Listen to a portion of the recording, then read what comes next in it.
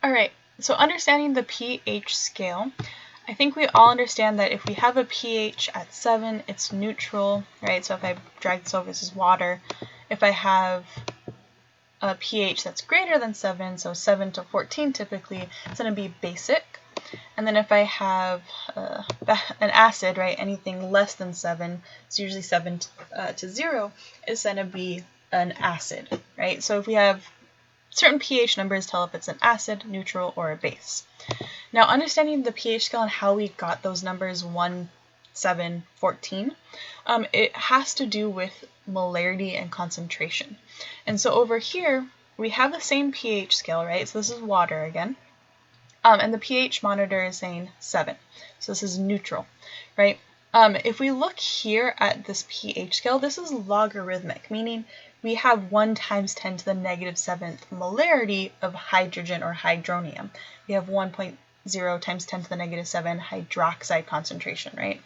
And so our concentration, remember concentration is molarity, which is moles over liters, just how much of that substance we have within the solution. So in water, we have this much hydronium, we have this much hydroxide, right? If I changed it to drain cleaner is a base. The base now has more hydroxide, it has less hydrogen or hydronium. And so now we have 1 times 10 to the negative 1 hydroxide and 1 times 10 to the negative 13 hydronium or hydrogen. And so that hydrogen right here, this red part on the scale, that's going to tell us what the pH is.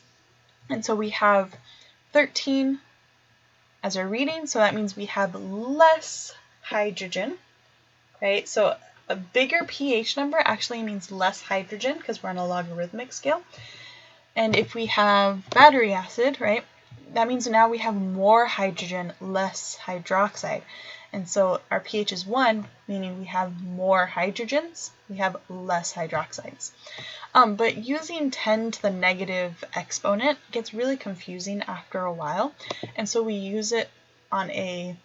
like to use it on just like a pH scale. And so when we take the negative log of that number, we end up with just the exponent. So negative log of this whole number is 1. Whereas chicken soup, negative log of this whole number is 5.8. So we always take the negative log of the hydrogen in order to find our pH. And then our hydroxide is the same thing with the opposite. So if we actually visualize how much hydrogens or hydroniums we have, how much hydroxides we have, we can actually see the ratio. If it's an acid, there's going to be way more hydroniums or hydrogens. If it's a base, it's going to be way more hydroxides, right? And then if it's water, neutral, they're going to be the same amount.